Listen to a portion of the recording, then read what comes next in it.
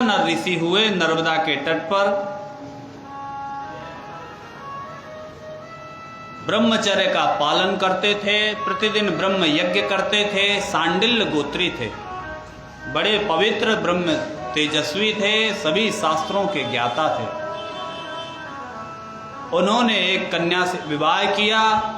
विवाह करने के बाद जब तप में रत हो गए, बहुत समय व्यतीत हो गया। एक दिन पत्नी ने उनसे प्रार्थना की कि प्रभु, विवाह के बहुत समय व्यतीत हो गया, कोई संतान नहीं हुई।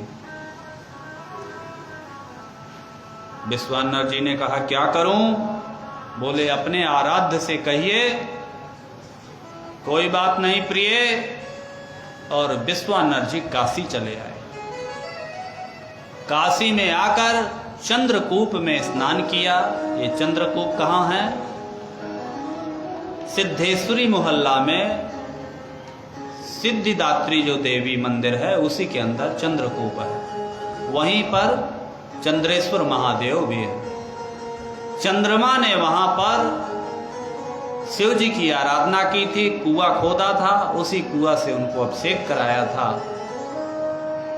और शिव जी ने प्रसन्न होकर वहीं चंद्रमा को वरदान दिया था कि आज से तुम नक्षत्रों के स्वामी, सभी वनस्पतियों के स्वामी, सभी रसों के स्वामी और ब्राह्मणों के स्वामी। इसलिए ब्राह्मणों के स्वामी चंद्रमा। ये उनको वरदान दिया। और उस कुएं की एक और महिमा है, चंद्रोदक कूप के। उस कुएं से पता चल जाता है कि अभी आप जिंदा रहेंगे कि मर जाएंगे।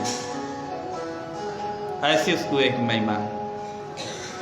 6 महीने का पता चलता है कि अभी आप 6 महीने रहेंगे कि 6 महीने के भीतर मरेंगे। तो जो काशी में वास करने आते थे, क्योंकि उनको काशी में मरना होता था कि हम काशी में मरेंगे तो मुक्ति मिलेगी, इसलिए उनको अगर कोई अचानक कहीं अपने गांव घर में जरूरत पड़े जाने की, तो पहले चंद्रोदक कूप में जाते थे, ऊपर से झांकते थे। अगर अपनी परछाई दिख गई जल में तो समझ जाते थे कि अब 6 महीना हम अब पक्का जिंदा रहेंगे। तो वो अपना काम निपटा करके पुनः 6 महीने के पहले चले जाते थे। अगर परछाई नहीं दिखी तो समझ लीजिए कि 6 महीने के भीतर राम नाम। ऐसी उस चंद्रोदक कूप की महिमा है। वहीं पर सिद्धिदात्री देवी हैं जो 9 देवियों में आती हैं। गोल घर के पास भी एक के मकान के ऊपर सिद्धिदात्री नवदुर्गा में आती हैं। और वो सिद्धिदात्री के कारण ही उस पूरे मोहल्ले का नाम लोग सिद्धेश्वरी मोहल्ला कहने लगे। संकटा जी के पास, उनके संकटा जी के पास जब जाएंगे तो पहले ही कोने पे मिलता है, बगलामुखी से थोड़ा पहले।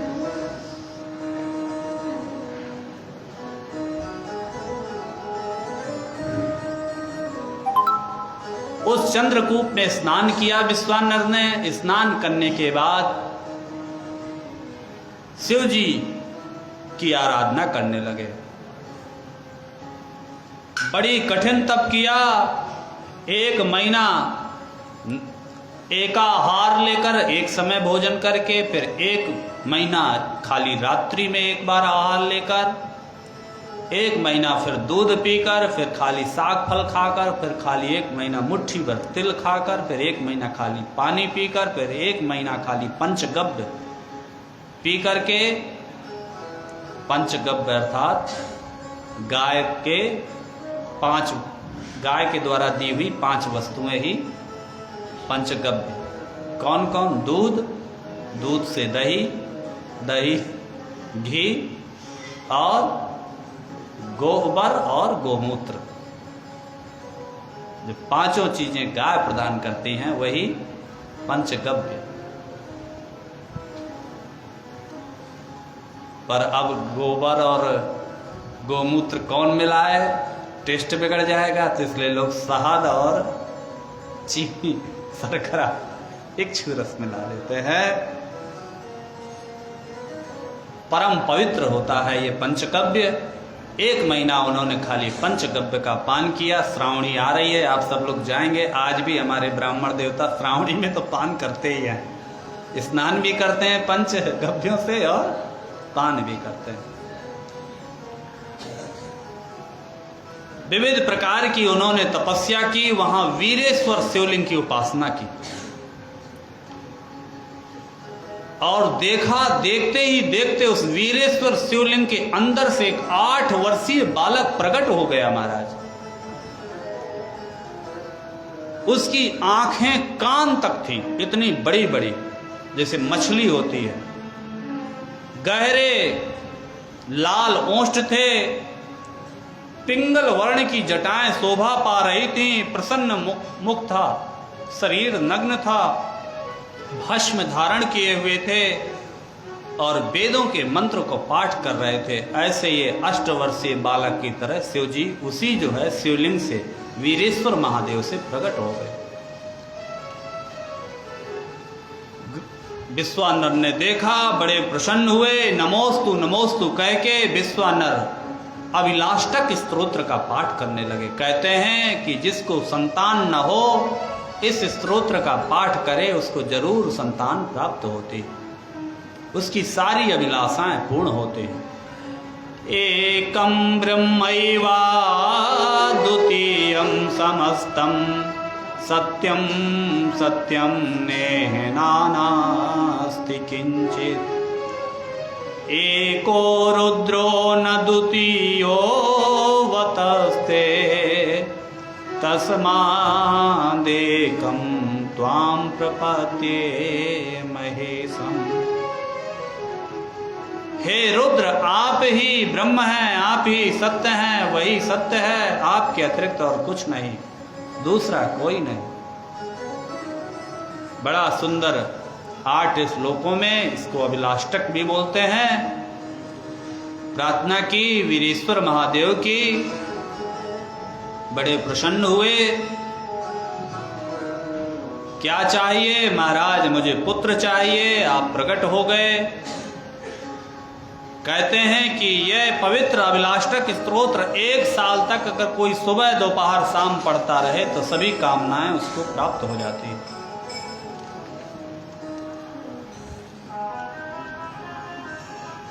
शिव जी को लेकर सभी लोग वहां बड़े ही प्रसन्न थे। ऋषियों ने सुना, अरे शिव जी साक्षात विश्वानर के यहाँ बालक रूप में प्रकट हुए हैं, वीरेश्वर शिवलिंग से निकले हैं।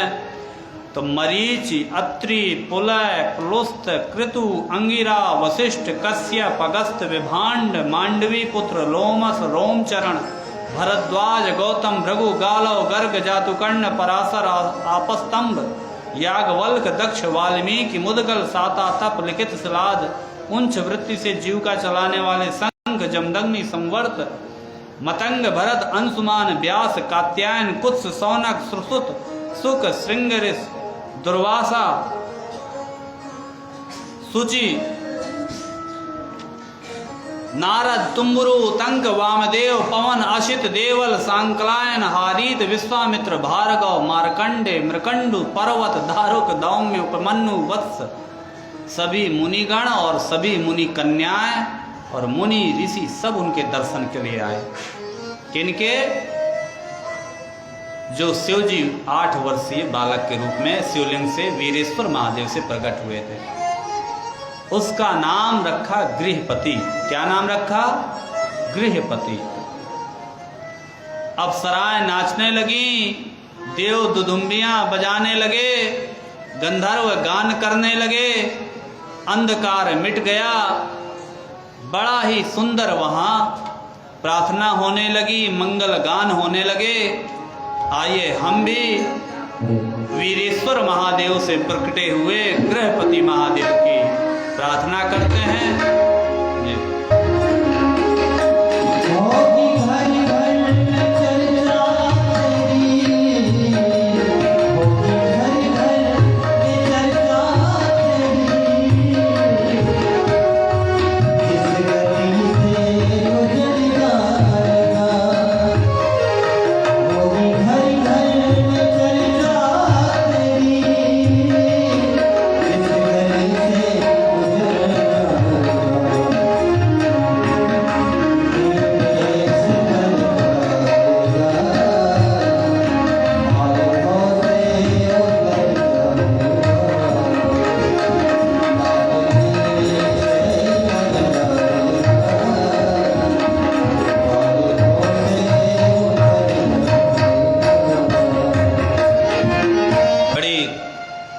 स्तुति गाने के बाद उनका नाम गृहपति रखा। उन्होंने शिव जी की आराधना की। उन्होंने भी, इंद्र आ गए, बोले कि मुझसे वरदान मांग लो। बोले मैं तुमसे क्या वरदान मांगूं, तुम मुझे क्या दोगे, मैं तुम्हारा सब चरित्र जानता हूँ, आल्या की पत्नी को उसका शील हरण करने वाले, तुम मुझे वरदान दोगे। इंद्र बड़ा क्रोधित हुआ, वज्र चला दिया। वज्र उनके हाथ में लगा, थोड़े मूर्छित से हुए। शिव जी ने उनका स्पर्श किया, कड़ा किया। इंद्र डर के मारे भागा। बोले आज से ये जो अग्नि वज्र चलाने से उत्पन्न हुई है, तुम्हारे पिता का नाम भी विश्वानर है, इसलिए तुम आज से वैश्वानर अग्नि के रूप में प्रतिष्ठित हो जाओ, आग्नेय कोण के तुम अधिपति हो जाओ। तब से वो आग्नेय कोण के अधिपति हो गए और वैश्वानर अग्नि के रूप में प्रतिष्ठित हो गए। ये जो वीरेश्वर शिवलिंग है वो वहीं पर संकटा जी के बगल में, उसी को आजकल लोग आत्मवीरेश्वर कहते हैं। आत्मवीरेश्वर इसलिए कहते हैं क्योंकि बाबा विश्वनाथ की वो आत्मा, ये पूरा काशी शरीर है भगवान का।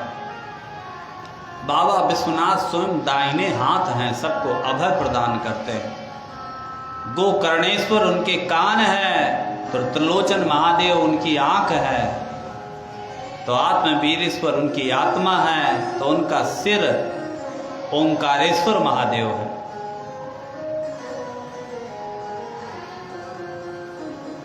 उस आत्मवीरेश्वर महादेव की इतनी महिमा है कि उस मंदिर में जो आप एक बार जो क्रिया करते हैं वो 100 गुना हो जाती है। अगर आप वहां गए, आपने एक बार राम कह दिया तो आपका एक माला पूरा 100 बार हो गया, मतलब एक माला राम हो गया। इसलिए वहां भूल करके भी गलत नहीं करना चाहिए, क्योंकि वो भी 100 गुना हो जाएगा। फिर अगर एक बार गायत्री मंत्र पढ़ दिया तो एक माला आपका हो गया। इसलिए कई बार हमारे ब्राह्मण देवता अगर किसी का ज़्यादा जप अनुष्ठान ले लेते हैं, बेचारे नहीं कर पाते हैं, तो वहाँ जाकर के अगर 10 माला कर दिए तो कितना हुआ, गुणे 100 करिए और उसका हो गया। भाई हमें विश्वास करना पड़ेगा ना, जब लिखा है तो सत्य है, सत्य है तो वहाँ कर दिए, तो ये तो और बड़ी महिमा हुई कि वहाँ जाकर कर दिए शिव जी के सामने। कहते हैं कि उस शिवलिंग पर वेद सिरा ऋषि वेद मंत्र बोलते बोलते साक्षात उसमें समा गए थे। एक अप्सरा नृत्य करते करते उसमें समा गई।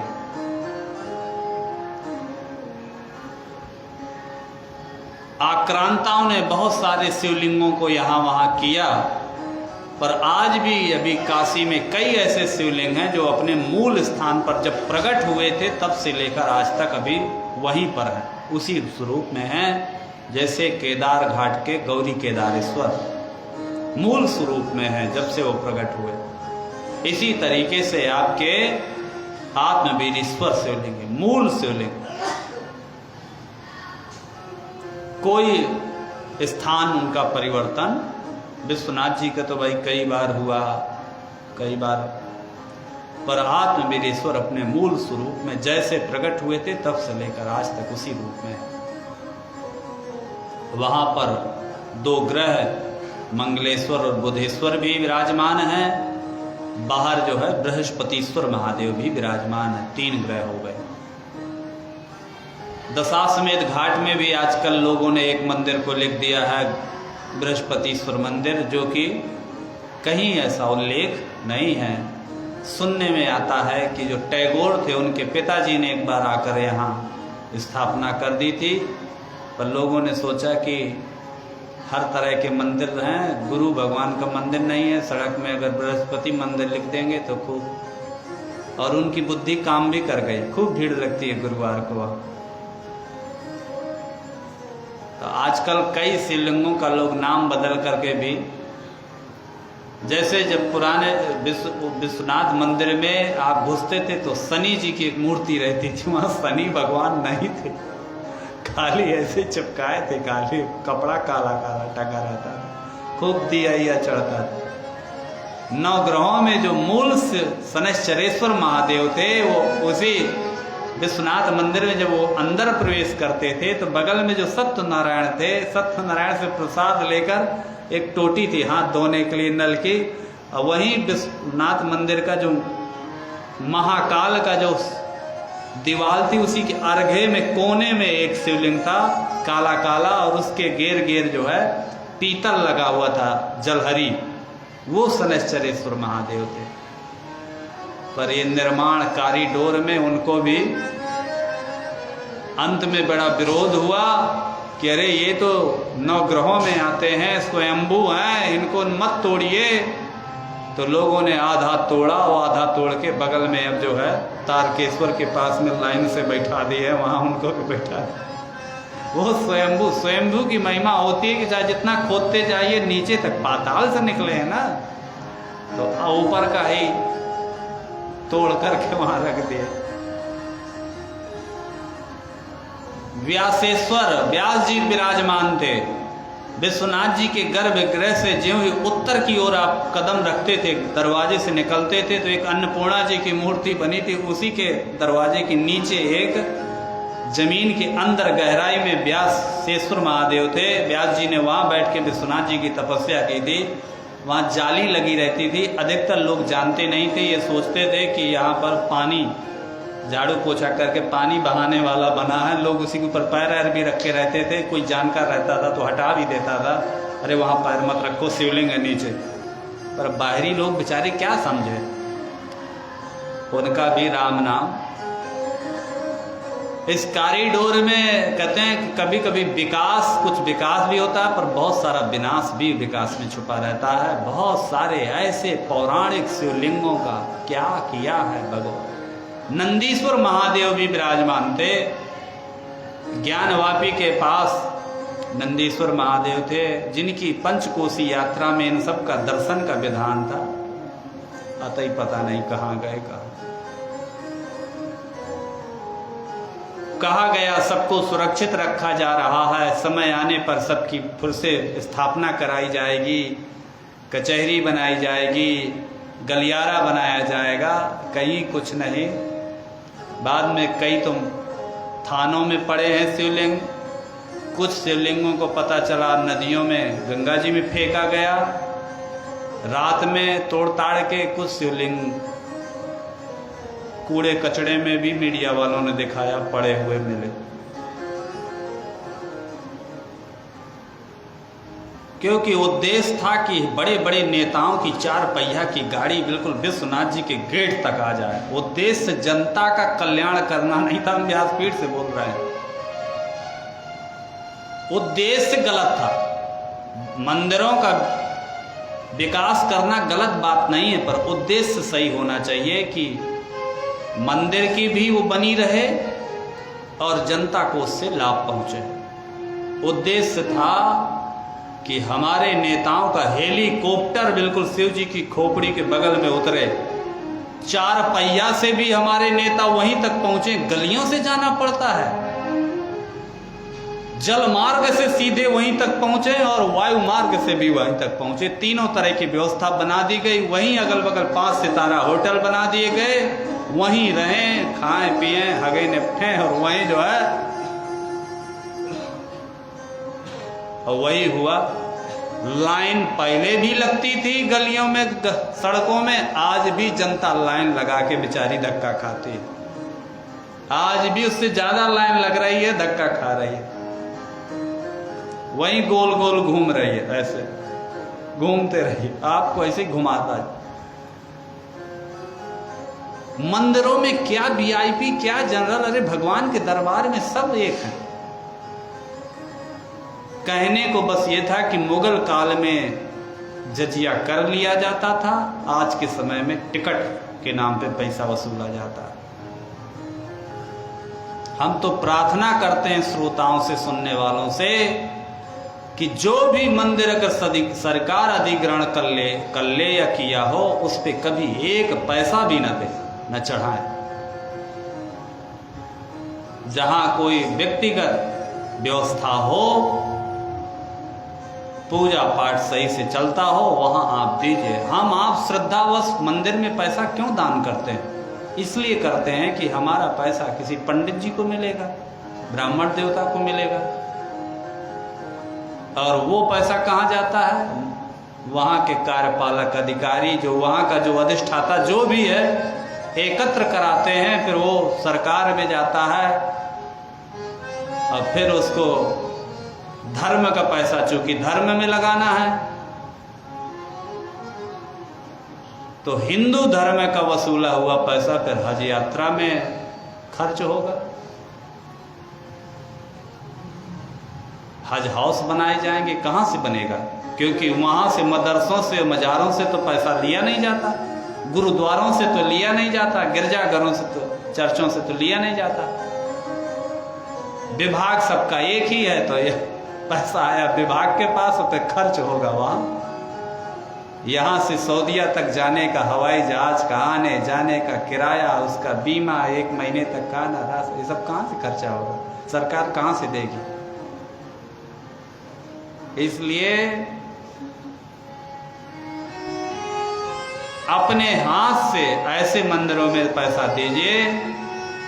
भले कोई पंडित जी ले जाएंगे, अरे कुछ नहीं करेंगे, अपने घर के लिए कोई राशन खरीद लेंगे, कोई सुख सुविधा की कूलर, फ्रिज, टीवी, तो कम से कम ब्राह्मणी तो बैठ के उसका हवा का आनंद लेगी। अपने हाथ से पंडित जी को दीजिए। अगर सरकारी मंदिरों में भी जाइए तो वहां मत डालिए। इतना बड़ा दान पेटी लगा के सिर के आगे की मूर्ति के आगे रख दिया जाता है। कैमरे, आप पंडित जी के ऊपर कैमरे क्यों लगाएं? इसका मतलब आपको उस ब्राह्मण पर भरोसा नहीं है। जब भरोसा नहीं है तो उसको पुजारी क्यों रखें? फिर जब श्रद्धा नहीं आपकी, उस पर विश्वास नहीं। और शिव जी क्या है? श्रद्धा विश्वास रूपणम। शिव जी श्रद्धा विश्वास के स्वरूप है। जब आपको विश्वास नहीं है तो आपने कैमरे लगा दिए, मतलब चोर है आपकी दृष्टि में। इसलिए न लगा रहे हैं कि कहीं चोरी ना करे। इसलिए बाहर निकल के या वहीं पर पंडित जी, आपको अगर रखना हो तो आपको दे रहे हैं, नहीं हम किसी और पंडित जी को दे देंगे। और जहां ज्यादा आ रहा है वहां कम मत दीजिए। अपने घर के अगल बगल कॉलोनी में जो कोई छोटा मोटा मंदिर है, जहां बेचारा सुबह शाम कोई आरती भी नहीं कायदे से दिखा पा रहा, वहां कोई ऐसा पंडित जी बैठे हैं, उनको भरपूर दीजिए।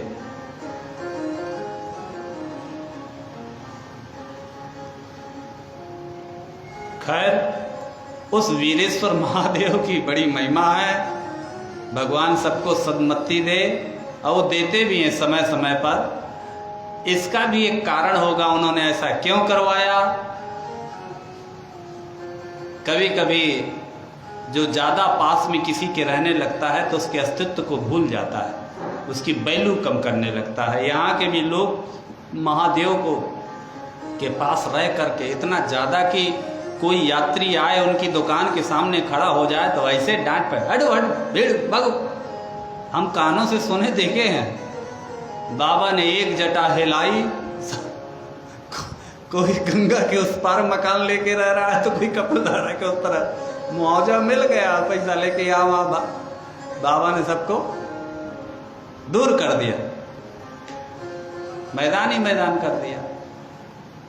पर ये था कि आप इतना सब पत्थर का बनाने की जगह इतनी जगह निकली थी, बढ़िया घास लगवाते, बढ़िया बरगद के पेड़ जगह जगह लगाते, गोल गोल चबूतरा बनवाते, पीपल के पेड़ लगे होते, बिल्व वृक्ष लगे होते, आंवला के वृक्ष, आनंद वन जैसा प्रतीत होता। जिसका जहां मन होता उस पेड़ की छाया में बैठता, घास आस में सुबह शाम पानी दिया जाता, बढ़िया रहता, कितना अच्छा लगता।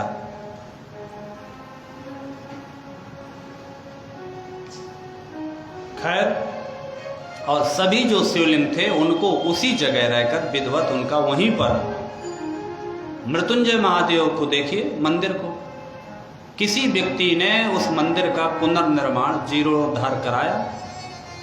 एक भी दीवाल के ताखा को भी नहीं तोड़ा गया। आज इतना सुंदर है कि वहां हजारों ब्राह्मण बैठ के जप तप करते हैं।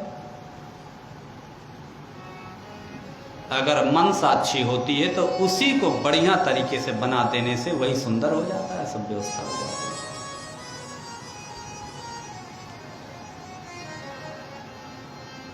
ऐसे आत्मवीरेश्वर मंदिर में जरूर जाना चाहिए, दर्शन करना चाहिए। उन्हीं के पास संकटा माता विराजमान है, बड़ी सिद्ध स्थान मूर्ति है। वहाँ पर भी ज्ञानदेव जी ने गीता का बड़ा ही वो किया था।